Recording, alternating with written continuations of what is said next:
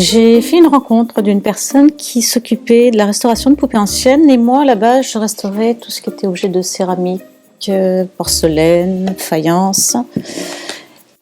Donc j'ai découvert la poupée ancienne et ça m'a intéressée très rapidement.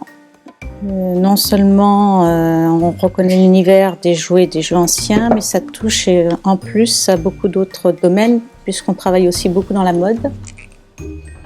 Et puis l'éducation à la fin du 19e siècle aussi. J'aime l'art, j'aime plein de choses, donc là ça réunissait quand même beaucoup de choses de mon univers à moi.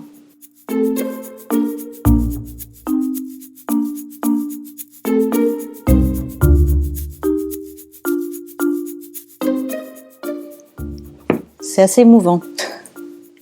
C'est des fois assez douloureux pour les gens de laisser leurs objets ici, effectivement. J'essaie de les garder le moins longtemps possible et de les remettre surtout dans l'état où les personnes les ont connus à l'époque où elles les ont rencontrés pour la première fois. C'est la poupée de la maman ou la poupée de la tata, de la grande tata. C'est un objet avec lequel ils ont vécu pendant leur enfance et puis qui ont disparu de leur univers pendant quelques années, qu'ils retrouvent. Donc là, c'est le petit bijou, c'est la petite perle, quoi.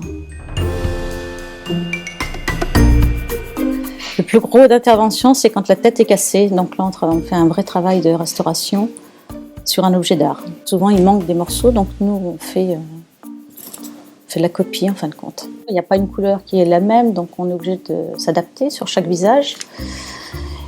Et après, au niveau des matériaux, quand c'était en bois, on remet du bois. Quand c'était du carton, on refait la partie en carton.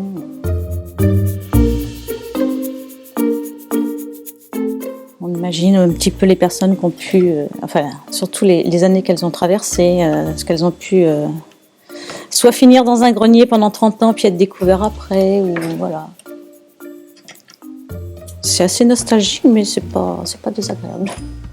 Je sais qu'une fois qu'elle va être restaurée, elle va être aimée, elle va être transmise, je pense. Quand on arrive à avoir un petit peu l'histoire de la poupée, on se fait un petit film quand on la restaure, et puis on imagine la tête de la personne qui va la retrouver dans l'état où elle est, et puis voilà.